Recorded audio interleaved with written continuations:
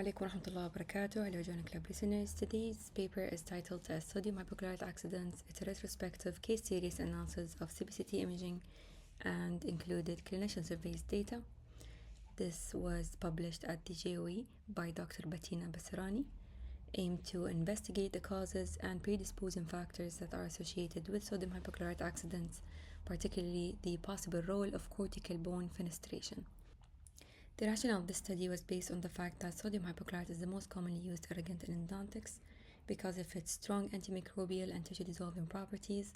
However, accidental extrusion beyond the root apex can lead to severe complications such as pain, swelling, hematoma, ecchymosis, tissue necrosis, and even airway obstruction.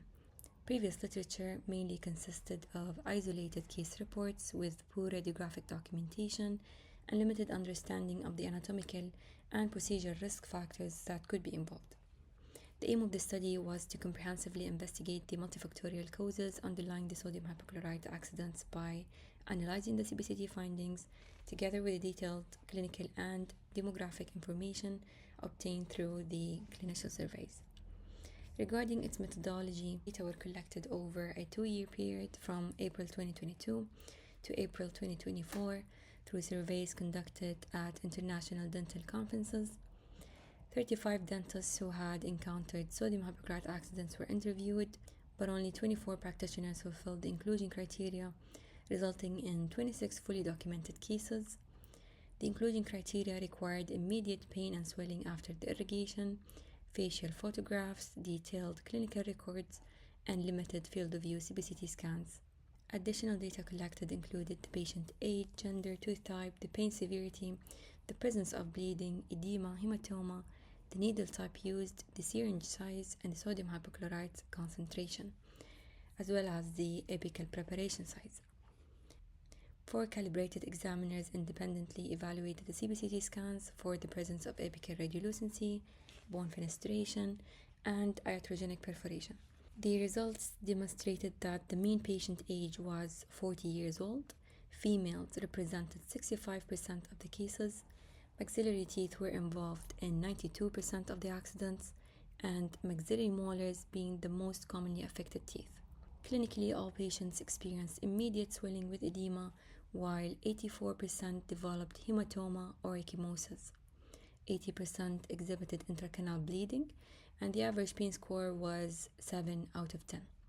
The most important finding of the study was based on the CBCT analysis, which revealed that bone fenestrations were present in 100% of the cases, making it the most significant radiographic predictor.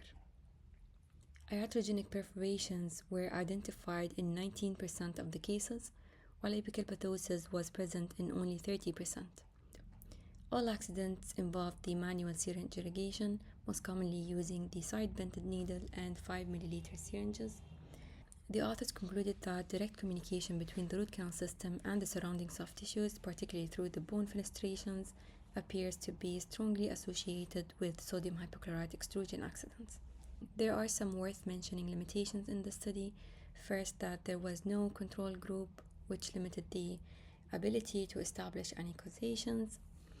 And second, its retrospective design, where it relied only on the recall appointments and the available documentation. Also, not all cases had preoperative CBCT scans, making it difficult to confirm whether the fenestration were pre-existing in every case. They also emphasized that although bone fenestration may be a necessary factor for the sodium hypochlorite accidents, they are not sufficient alone, as additional variables such as the excessive irrigation pressure, the needle wedging, and the working length errors could also contribute to the accident's occurrence. This study really emphasized on the importance of the pre-treatment CBCT assessment in identifying anatomical risk factors such as fenestrations, iatrogenic perforations, especially in maxillary molar teeth and specifically in female patients.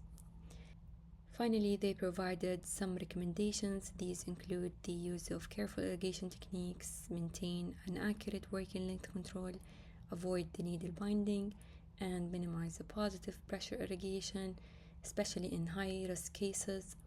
to reduce the likelihood of sodium hypochlorite accident as much as possible. Thank you so much for listening. Hope you have a good day. Bye.